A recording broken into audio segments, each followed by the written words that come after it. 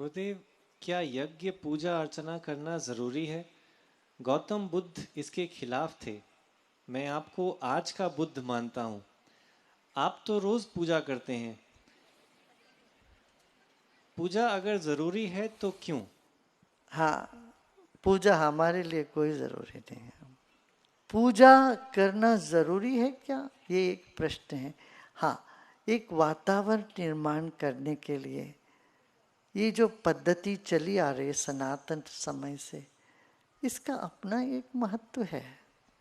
उस पूजा के वक्त तुम बैठोगे, तुम्हारी जो चेतना अलग होती है कि अलग लगता है कि नहीं, कुछ तरंग महसूस होता है कि नहीं।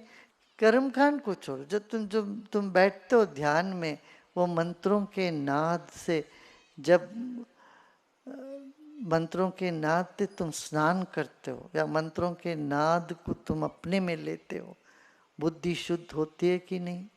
मंत्रों से क्या होता है, अदृश्य की उत्पत्ति होती है, अनिर्वचनीय शक्ति, चैतन्य पैदा होता है हमारे भीतर।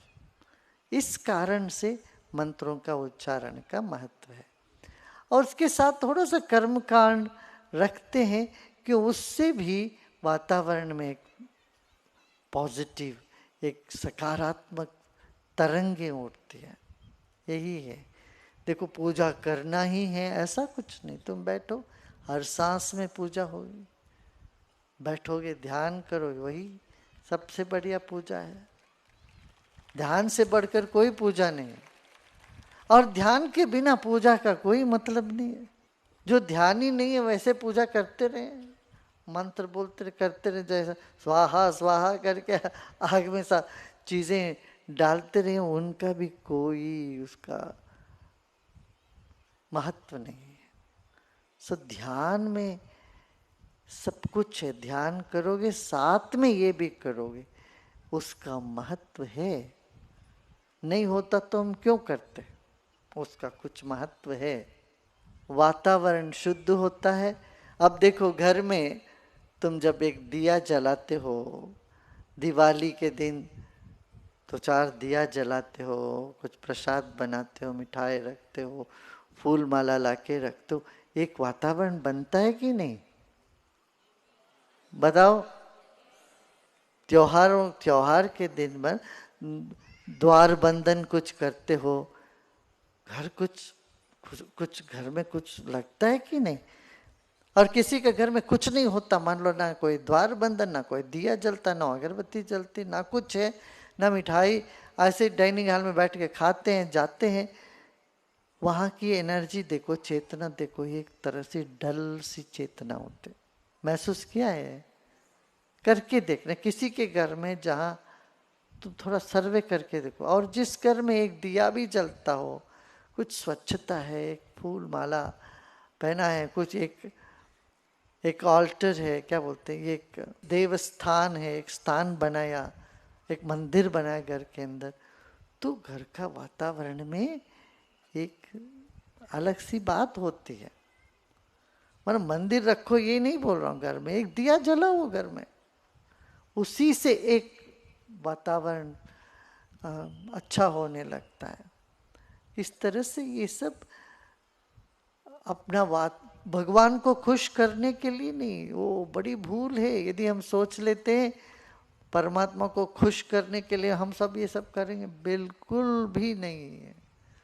परमात्मा को खुश करने के लिए, परमात्मा तो आनंद स्वरूप है, उनको क्या खुश करनी है? तुम्हारा नारियल फोड़ने से वो खुश हो जाएगा?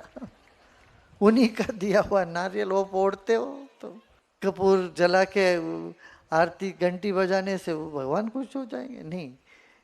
तुम्हें अच्छा लगे, तुमको कुछ अच्छा लगना, इसलिए तुम करते हो आरती से एक। और ये संस्कार औरों में लगता है, जबकि हम लोगों को जरूरत नहीं है कुछ भी करना, मगर इससे करने से हमारे जो समाज में अगले पीढ़ियों में कुछ संस्कार पड़ता है, खासतौर से बच्चों में। इसी कारण से भी जिनको ये जरूरत नहीं है फिर भी वो करते रहते हैं। भगवान कृष्ण यही कहते गीता में, मुझे कर्म करने से कोई फायदा नहीं है, मुझे करना ही नहीं है, इससे मुझे ना कोई लाभ होगा, ना करने से नुकसान होगा। ज्ञानियों को ना करने से कोई नुकसान नहीं, करने से कोई लाभ नहीं, मगर फिर भी हम करते रहते हैं। क्यों? महाजनों गतो ये न सपन था, जैसे बड़े लोग करते हैं वही पथ बन जाता है। महाजनों ये न गतस सपन था, तो महाजन जिस जहाँ पर चलते हैं वो पथ बन जाता है, इसलिए सब करते हैं। इसलिए भी ये सब थोड़ा थोड़ा रखना चाहिए। थोड़ा सा कर्म कांड रखो, ज्यादा नहीं, दिन रात वही करते रहो ये नहीं। जीवन में कभी इसलिए हर आश्रम में भी एक दो पूजा होती है, ये सब इसका अपना है, एक एक तत्व के साथ इस संबंध है, मंत्रों का द्रव्य के साथ संबंध है, ग्रहों का द्रव्य के साथ संबंध है।